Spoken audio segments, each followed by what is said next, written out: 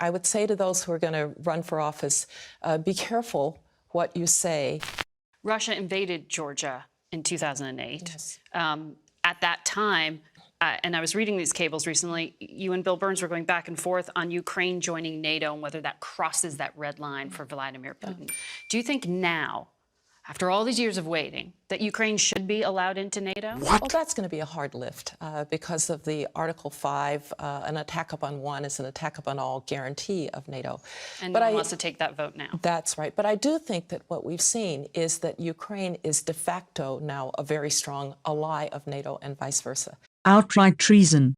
And I expect that's going to continue because I think some form of security arrangements with Ukraine will be necessary in the future, and it's probably good to start working on that now. What we do know is that the NATO itself is protected. The piece of territory that was not protected was Ukraine. And that tells you something about leaving a vacuum in the center of Europe. And so whatever we do, and I doubt it will be Article 5, we need to make sure that that vacuum isn't there in the future. At this early stage of the 2024 presidential race, foreign policy is already getting talked about a fair amount. Former President Trump criticized the amount of U.S. funding for Ukraine. Florida's Governor Ron DeSantis, widely expected to run, said the U.S. cannot provide Ukraine an open-ended blank check. They reject your point of view in many ways by saying the U.S. needs to kind of pull back here. Well, I'm not going to put words in the mouth of future presidential candidates. We'll see where they end up. But You I mean will. Ron DeSantis. To put words in the mouth of future presidential candidates. We'll see where they end up. But I will. Ron DeSantis. That's not funny! But I will say this. It is really important that whoever runs for president of the United States understands. And oh, by the way, for those who would say, oh, we ought to be concentrating on the Indo-Pacific because China is really our adversary, Xi Jinping is telling you what he thinks about that.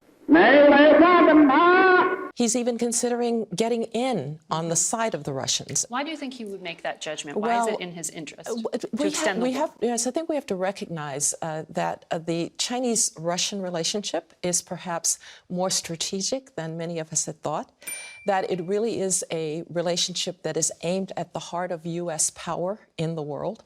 And that would say then these two are not divisible. So if you want to say, let's just concentrate on the Indo-Pacific, that's not going to work. I would say to those who are going to run for office, be careful what you say. Just remember dates, 1914, 1941, 2001. These conflicts always come home. Sobering warning there. I would say to those who are going to run for office, be careful what you say. You've said, though, for the Republican Party, they need new leadership, a new generation. I think this is really more about weakening American power in the world, American democracy, American innovation, American strengths. But that isn't inevitable either, that they will triumph. I think this is really more about weakening American power in the world. I'm not going to put words in the mouth of future presidential candidates. Be careful what you say.